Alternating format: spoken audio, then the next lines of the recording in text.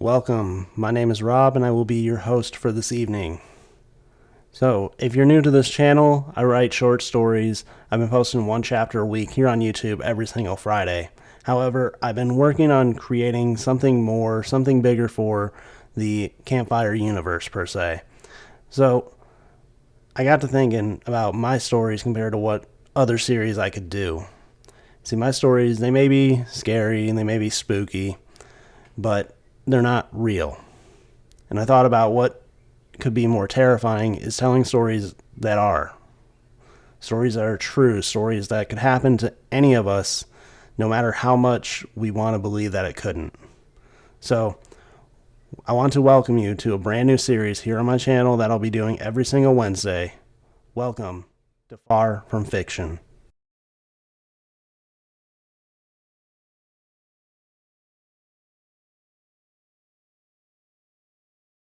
Halloween, a time for costumes, laughter, and celebration.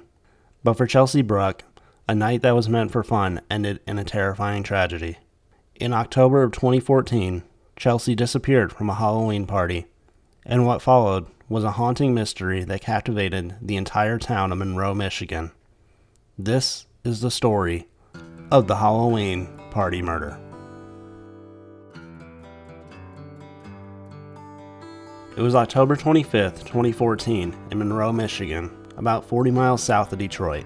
A waitress at Olga's Kitchen, a regional restaurant serving Michigan, Ohio, and Illinois, prepares for an exciting night of partying at one of the bigger Halloween house parties that East Michigan has ever seen.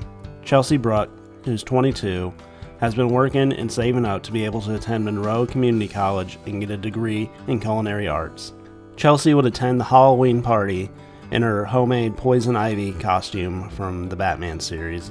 She got picked up at her house by her friend Laura Taylor, who she worked with at Olga's Kitchen. Bruck also had a bottle of wine that she covered up the label with the word poison written across the front to add to the costume. As I stated earlier, this party was massive and ran for 18 hours from noon till 6 a.m. the next morning, and over 600 people had attended the event. Chelsea and Laura had arrived later on in the day and began to party. Chelsea, with a feeling of wanting to have a great time and enjoy herself, would take a dark turn and Chelsea would never make it home that night. There were many different reports of what happened at the house party from different witnesses. However, the reports closest to Chelsea say that she had been drinking and in no condition to drive, but she wasn't too crazy. She had apparently met an unknown guy at this party and exchanged numbers with him. The night carried on and Chelsea's other friend Penny Watkins had been taking shots of vodka with her when she saw Chelsea run into a wooden structure and damage the bridge of her nose. But this, according to Watkins, was a result of an accident and not drunkenness. Finally, their night would end around 2:30. One of Chelsea's friends stated that she got a random phone call, and after that phone call, Chelsea disappeared. Some witnesses claimed to have seen her walk away from the house, and she began walking towards her house. Others claimed that she was seen leaving with an unknown man, possibly the one she had been talking to earlier that evening. Possibly the guy who she was on the phone with. I believe the theory that she had left with somebody. She had plenty of friends who were there at the party and none of them had stated anything about a fight or something that would have caused her to leave the party by herself and just walk home. So I believe that the reason that she had left is because she had a ride by somebody, probably the strange man. But who was he? That would be the big question, because he would be the last person that would ever see Chelsea Bruck alive again. Soon after Chelsea didn't return, she was reported missing. The Monroe County community rallied to search for her. Hundreds of volunteers scoured the area, but there was no sign of her. Weeks passed, and fear grew that something more sinister had happened. Millions of flyers had been posted and passed out, but to no prevail. As the days passed, the family and friends of Chelsea feared something terrible happening grew larger. For 6 months, the search continued. Friends and family did not forget about her and tried desperately to find her and bring her back safe until the discovery was made. Tonight with that latest on the breaking news in Monroe County we've been following, where the body of a woman has been found in a field. And Chopper 7 is over the scene. 7 Action News reporter Aaron Baskerville is on the scene. And Aaron, what can you tell us so far? Right now, most of the action is taking place behind me, about a quarter mile into these woods, deep behind me. Still a very active scene right now. State police are out here, the Monroe County Sheriff's Department. I'm going to step out of the way. All we're being told right now is that the body of a woman has been found deep in these woods. I know that there is a crime lab truck out here on scene. The sheriff of Monroe County Sheriff is out here. He's also on scene. Also, a lot of volunteers have been showing up who've been helping search for Chelsea Bruck. Of course, she's the 22-year-old who went missing after a Halloween party on October 26th. Of course, family, friends, and police have been searching around the clock for her. Hundreds were at that party. Flyers have now been circulated in several different states. But once again, there's a couple fire departments that are showing up over here. But all the action is deep back here in these woods, just about a quarter mile back. And once again, we talked to some volunteers who say they put in at least 2,000 hours searching for Chelsea, and they had this to say to us just about a half hour ago. If by chance there is some resolution of that being her, at least the family will not have to wonder anymore. I mean, I hope it's not her.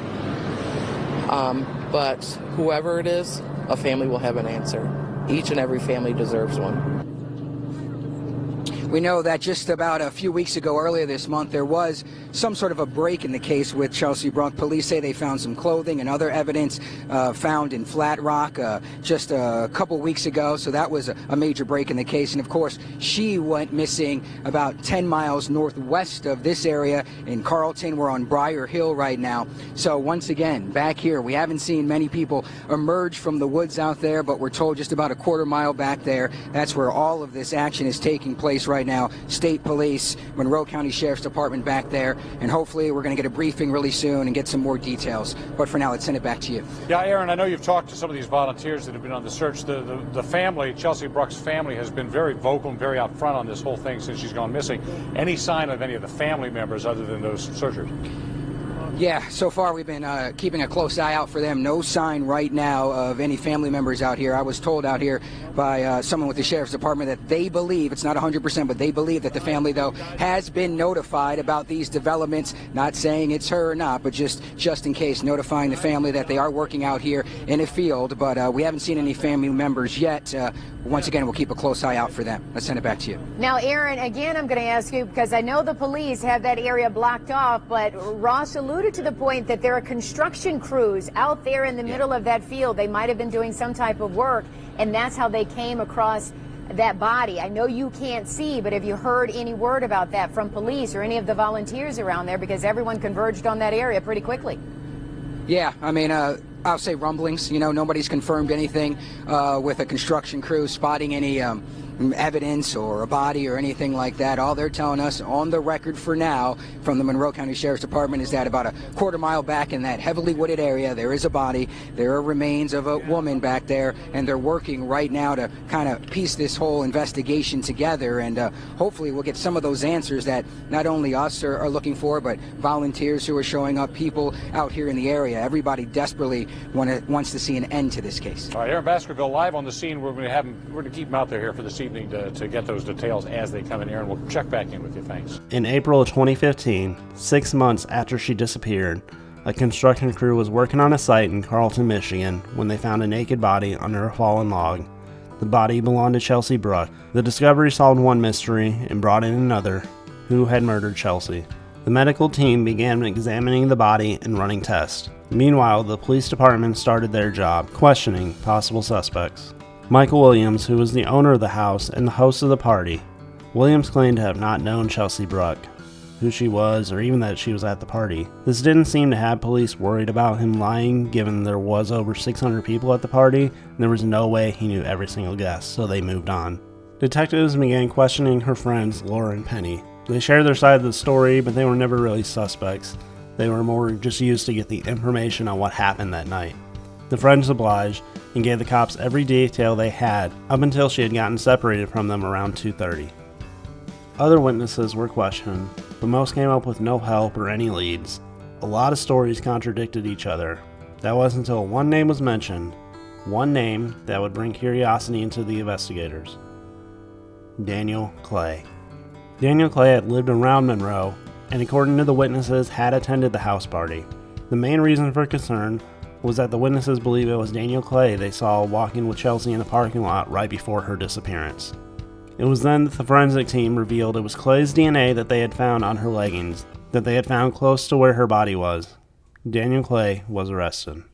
Clay, who was 27 during the events, explained that he did take Chelsea with the plans of dropping her off. However, they decided to stop on the side of the road for consensual relations. However, what was a moment of lust turned deadly as Chelsea had asked for him to slap her and choke her during the act. Clay obliged, but took it too far, and at his own hands had accidentally killed Chelsea Bruck. An interview with Clay's ex-girlfriend, who he had a son with, confirmed everything left. Clay had called her and left a message stating that he had messed up and worried that his life was over. He worried about a 6-year-old son who he cared much about. Daniel Clay was arrested for involuntary manslaughter. That was until the medical examiners threw in their challenge flag on the play. The autopsy uncovered there was a near impossible chance that Chelsea had died from strangulation. Instead, she had died from blunt force trauma, opening the case for one last time to remove the involuntary title from Clay's sentence, and instead was charged with murder. With breaking news, convicted murderer Daniel Clay has just been sentenced to mandatory life behind bars for killing 22-year-old Chelsea Bruck. This was after a Halloween party in Monroe County back in 2014. Simon Shaquette is live in the newsroom with more on his sentence and what Chelsea's mother said and did in court. Simon? Stephen, Glenda, this has been long anticipated. Daniel Clay will now spend the rest of his life in prison. Clay first lied to detectives, but later admitted to killing Chelsea and was eventually found guilty of felony murder. Today in court, Chelsea Bruck's mother said her daughter's disappearance from a Halloween party in Frenchtown Township and the killing not only affected their family, but the entire community. She said there are no winners, but also no more losers, making reference to there not being any more victims. Also, Chelsea's mother giving Daniel Clay a Bible, and he responded saying he would keep it, even apologizing, and then saying he did not mean for this to happen. Again, Clay's sentencing comes after he also admitted to murdering Chelsea, but we know she wasn't found until 6 months later in April 2015, where she was dumped in the woods. Take a listen to Chelsea's mother, Leanda Bruck, speaking about her daughter on the day of sentencing. There has never been a day or a moment that goes by that we don't think about her. We talk about her. This picture sits right in a prominent spot in the house, like she is there, and I will talk to her in my mind. You don't forget somebody, especially a mother who's carried that child.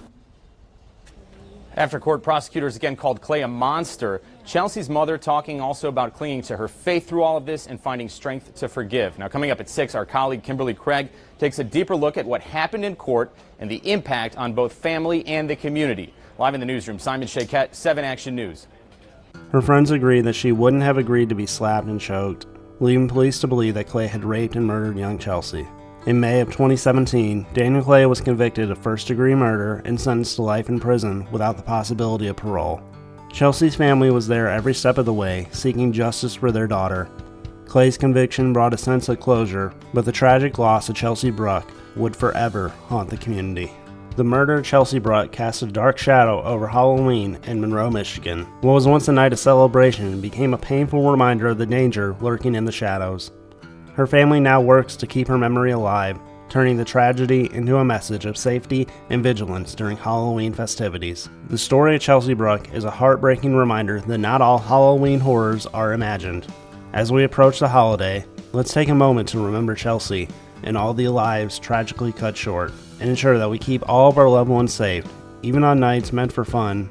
Stay safe, stay vigilant, and never let your guard down, even on Halloween. That is the end of episode 1 of Far From Fiction. I hope that you guys did enjoy. If you did, please be sure to click that like button, click that subscribe button, and let me know in the comments what other stories you'd like me to see cover, other things that I can do to make the series better for you guys to watch. Still kind of new to the true crime thing. Obviously, this is the first episode, but what can I do to make it better? Also, next week's episode is going to be a little bit of a different layout that I thought of. So let me know next week which one you guys prefer more, if you prefer this one or the next one. I don't really know how to explain what the layout is for next week, so, just you might just have to watch both and just help me out there if you can. But yeah, so thank you guys for watching. I hope that you guys did enjoy. I hope that you guys have a very fun and safe Halloween coming up. And as always, thank you for spending a little bit of your evening here with me.